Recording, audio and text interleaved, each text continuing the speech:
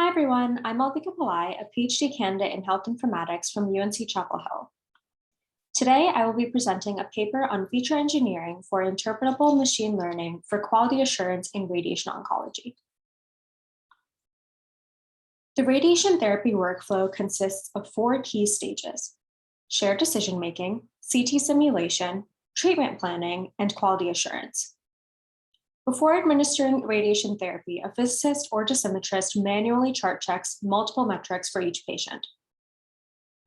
Presently, in-house quality assurance tools augment chart checking by automating standardized second checks, thus improving efficiency and reducing cognitive workload.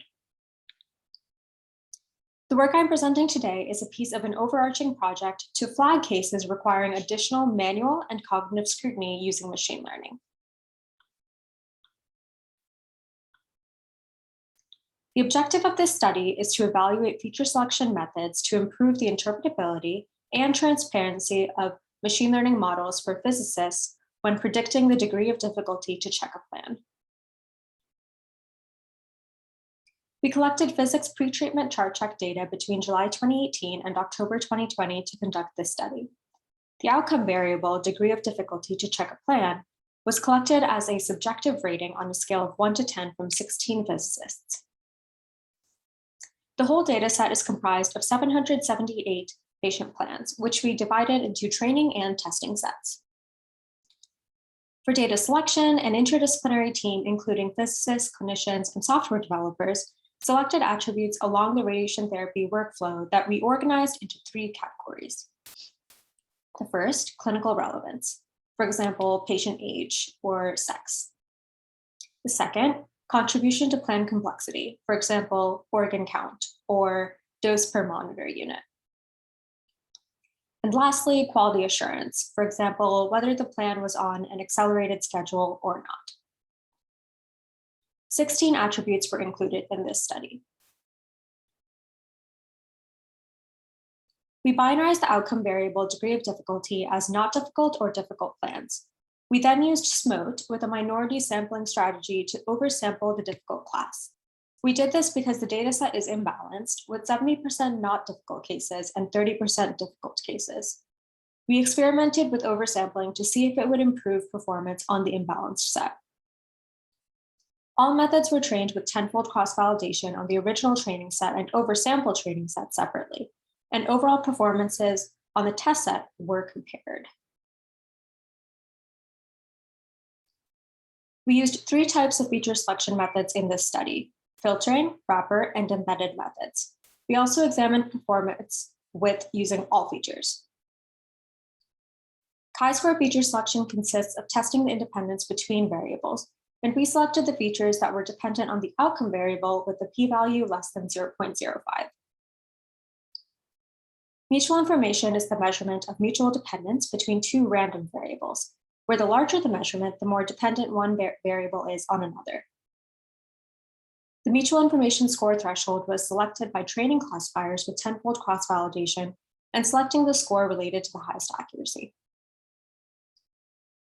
Feature importance thresholding is where an importance score is assigned to each feature, and scores above a set threshold are selected for the model. Greedy feature selection is the process of iteratively adding a single feature to identify an ideal feature set that maximizes performance. We used tenfold cross-validation for both feature importance thresholding and greedy feature selection to produce optimal feature sets for each model. Whereas for mutual information and chi-square, we applied these filtering methods to the overall data set and produced a single feature set for all classifiers. We used 4 classifiers: random forest, support vector machine, AdaBoost, and logistic regression. Now onto the results. Here are the accuracies obtained without and with SMOTE oversampling. You'll see without on top and with on the bottom. You can see that random forest performed the best in comparison to all other classifiers. The feature selection methods with the highest accuracies without oversampling are using all features and using greedy feature selection.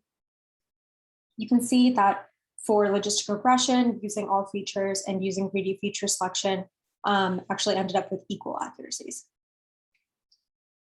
With oversampling, those two feature selection methods still do the best for random forest, SVM, and AdaBoost, but logistic regression performed the best with chi-square.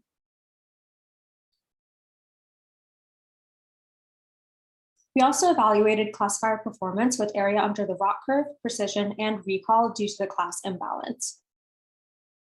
With and without oversampling, random forest still outperformed other classifiers. Without oversampling, using all features produced the highest metrics across the board. With oversampling, using all features and using mutual information filtering produced the same AUC. The highest precision and recall were equal between using mutual information and feature importance thresholding. This is very interesting because only one feature set was selected using mutual information and used for all algorithms, while each algorithm had an optimal feature set after feature importance thresholding.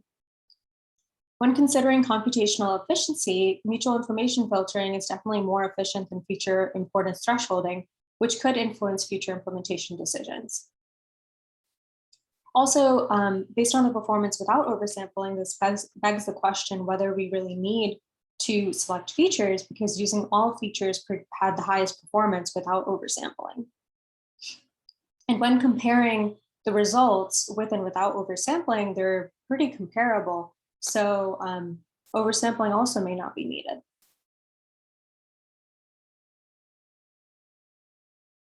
We had a few limitations in this study. The data size was limited since after October 2020, we started setting cases aside for a final test set. All the data were collected from a single academic institution, so we are unsure about the generalizability to other institutions. In the future, we do plan to test the algorithm in our multiple community clinics to test generalizability.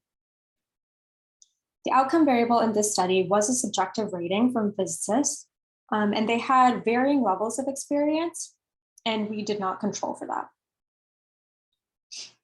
We also had data accessibility issues after attribute selection. The team wanted to include about double the number of variables that were extracted, but because we couldn't access those other variables, we used half.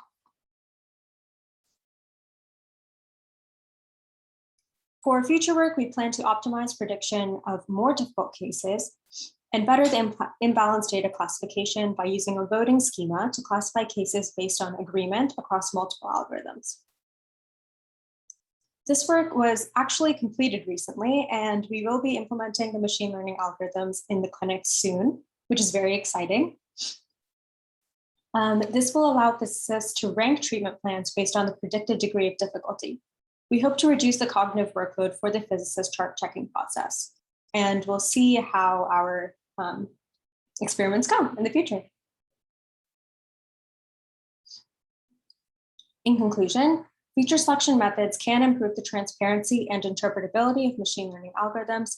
In this study, this is especially important for clinical implementation and getting buy-in. The interpretability of algorithms can lead to increased physicist adoption, and the transparency can allow physicists to see the factors that are contributing to each classification. Therefore, if a flag comes up telling a physicist that it will be difficult to check their current plan, a physicist would want to know why, and seeing the features that contributed to a flag being raised can actually answer that question. Thank you so much for your time. If you have any questions or would like to connect, my contact information is listed below.